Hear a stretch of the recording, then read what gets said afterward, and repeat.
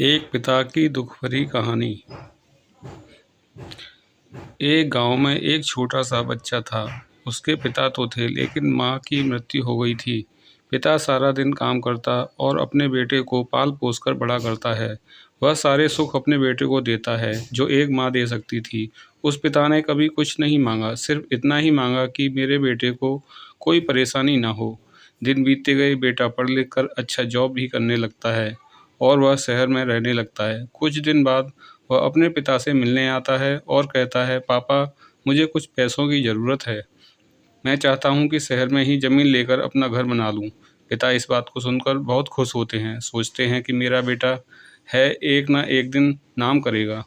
जिंदगी भर की बचाई हुई पूंजी को निकालकर अपने बेटे को दे देते हैं। बेटा शहर चला जाता है और उन पैसों से अपना घर बना लेता है। पिता इधर इंतजार करता रहता है कि मेरा बेटा फिर से आएगा, एक ना एक दिन तो मेरे पास आएगा ही। जाएगा कहाँ? उसके पास अब कोई नहीं जाता था, क्योंकि ना ही अब उस पिता के पास पैसे थे और ना ही रहने की जगह थी। कुछ दिन बाद बेटा फिर लौट कर आता है और अपने पिता से कहता है, पापा, अब आप दादाजी बनने वाले हैं। पिता को बहुत खुशी होती है। इस बात को सुनकर वह कहते हैं, तू मुझे मेरी बहू और पोता से कब मिलाएगा? बेटा कहता है, बस पापा, थोड़े दिन और। पापा, मुझे कुछ पैसों की ज़रूरत है, क्योंकि आजकल थोड़ा जॉब में खींचबीच हो रहा है, जिसके कारण से मुझे कुछ दिन के लिए सस्पेंड कर दिया गया है।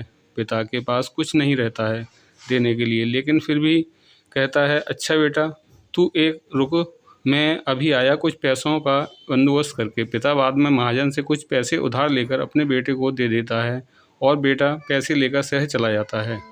बरसों गुजर जाते हैं। पिता सोचते हैं कि मैं तो अब दादाजी बन गया हूँ, मेरा बेटा पता नहीं मेरे नाती को लेकर कब आएगा।